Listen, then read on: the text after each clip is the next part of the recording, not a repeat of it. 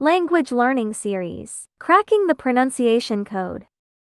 All right, let's jump right into it. We're going to crack the code on one of the toughest parts of learning English, pronunciation. And we're going to do it without all the confusing charts and weird symbols. Just simple, easy to see patterns. You ever have that feeling that English pronunciation just makes no sense? Like 1 minute you learn a rule, and the next minute a word like put or but comes along and breaks it. If you've ever felt that frustration, trust me, you are not alone. It can feel totally chaotic.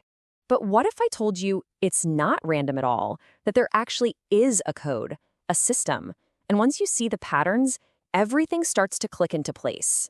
So today, that's exactly what we're going to do. We're cracking that code together. So our first key to unlocking this whole thing is the absolute foundation of most English words, the 5 short vowels.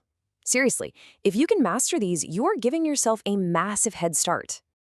Okay, so here's the #1 pattern you need to know. Some people call it the CVC rule, which just means consonant, vowel, consonant. Think of it like a vowel sandwich. When you see a single vowel squished between 2 consonants, it almost always makes its short sound, like in cat, red, sit. Simple, right? It's a pattern you can count on.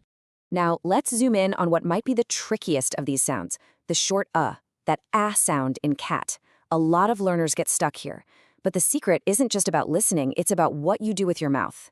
You literally have to widen it, pull the corners back like you're about to smile. Go ahead and try it with me. Cat, apple. Feel that stretch? That's the key.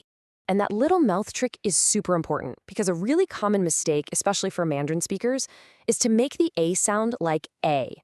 So a word like apple comes out sounding like a apple. But listen to the difference. It's not a apple, it's apple.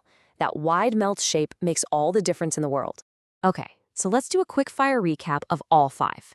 You've got A, like in cat, E, like in red, that quick sharp I in sit, the open mouth in hot, and that relaxed sound in cut.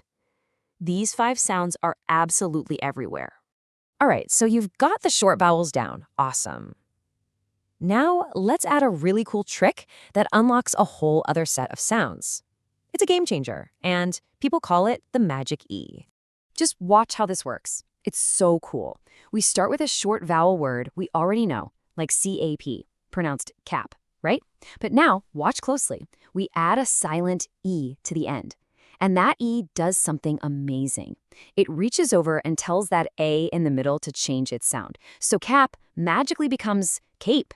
The vowel sound went from to A. So what exactly are these long vowels? Well, the rule is so simple you already know it. Long vowels are just vowels that say their own name, the exact same sound you make when you say the alphabet. A says A, E says E, I says I, O says O, and U says U. The magic E is just a little signal that tells you to make that sound. I mean, just look at these pairs. The only difference is one silent letter at the end, but the pronunciation and the meaning of the word is completely different. Tap becomes tape. Dim becomes dime. Cot becomes code. Tub becomes tube. Now that you see this pattern, you're going to start seeing it everywhere.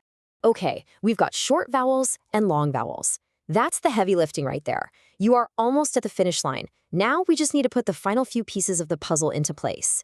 So here are 5 other super common vowel sounds. You've got the U in book, the in bird, oi in coin, and ow in house. But pay close attention to this last one, the lazy sound. Its technical name is the schwa, but I call it lazy because your mouth does almost nothing to make it. It's just like the A in about or sofa. And get this. Even though it's lazy, it's the single most common sound in the entire English language. Wild, right? And hey, it's not just vowels that have these little quirks. A few consonants have kind of like a secret second identity. Take TH. Sometimes it's just a soft puff of air, like in think. Other times it vibrates, it buzzes, like in this. Or an American T. Sometimes it's a sharp T, like in table, but often it's a fast, soft D sound, like in butter. And the letter S can hiss like a snake, star, or buzz like a bee, music. And that's it. Seriously, short vowels, magic E long vowels, and a few other key sounds. You now have the fundamental patterns. You've officially cracked the code. So after all that, What does it all add up to? Well, the entire, huge, complex-sounding English language is basically built on this many core sounds, about 45. That's it. You've just learned the system behind the vast majority of them. Now, the goal here wasn't to make your pronunciation perfect in a few minutes. That's not realistic. The goal was to give you the framework, the decoder ring, so you can see the patterns.